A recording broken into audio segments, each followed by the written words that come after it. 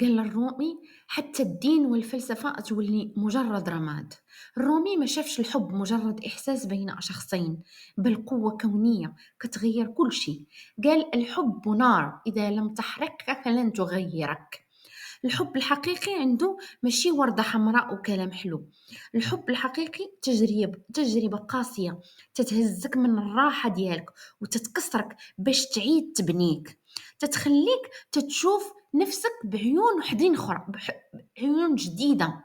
الرومي كان يشوف ان الانسان بلا حب بحال آلة تتعيش بلا روح، وملي الحب تيولج القلب تيولي الألم تيولي عنده معنى، والفقدان تيولي باب للنور. والحب ماشي حاجة كنملكوها، الحب تيملكنا وتيجرنا المكان ما عمر يوصلنا ليه العقل.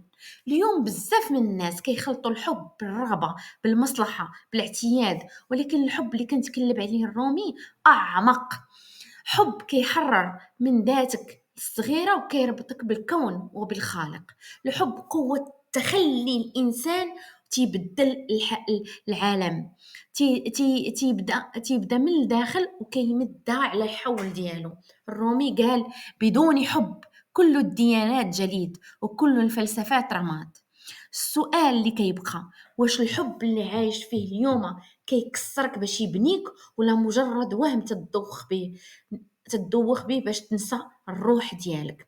جاوبني في التعاليق وشنو هو المعنى ديال الحب بالنسبة لك.